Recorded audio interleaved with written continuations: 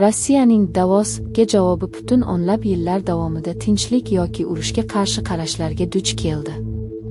Yorqin Sankt-Peterburg xalqaro iqtisodiy forumida ba'zi ishtirokchilar Rossiyani kurashni davom ettirish va G'arb bilan global qarama-qarshilikka tayyorlanishni targ'ib qilishdi.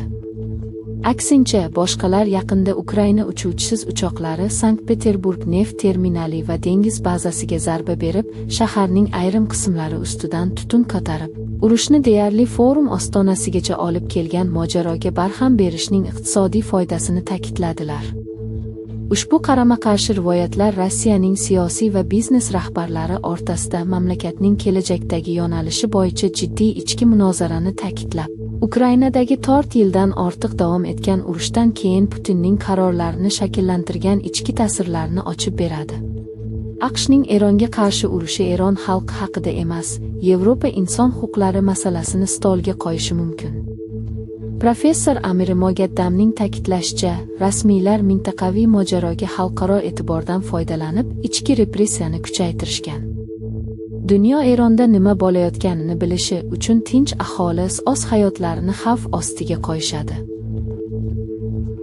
Yaponiya, zamonaviy samuraylar yangi dushmanga qarshi kurashmoqda. Iqlim ochirish. Ammo so'nggi yillarda Yaponiyaning Soma Nomoi samuray festivali yangi dushman tahdidi ostida qoldi. Haddan tashqari issiqlik.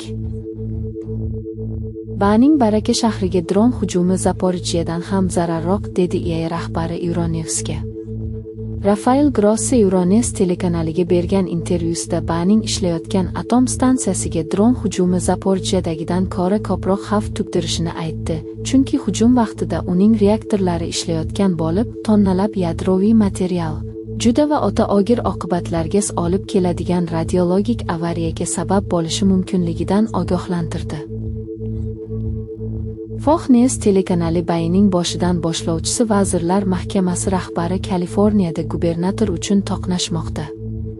Agar bu natijalar saqlanib qolsa, har ikkala partiyaning shtatning o'rmonda birlamchi tizimida ikkala o'rinni qo'lga kiritishga bo'lgan dastlabki umidlariga qaramay, an'anaviy demokratlar va respublikachilar tanlovi o'rnatiladi.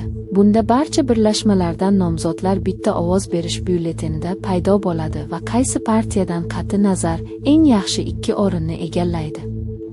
Saylov kechasi uchastkalarning 73.4% qisman hisobot bergan bo'lsa, rasmiy natijalar Hiltonning 26.9% ovoz bilan oldinda, Beteri esa 25.8% ovoz bilan keyingi o'rinda ekanligini ko'rsatadi. Har bir nomzod taxminan 1 million ovoz to'pladi, Beteri esa 46 mingga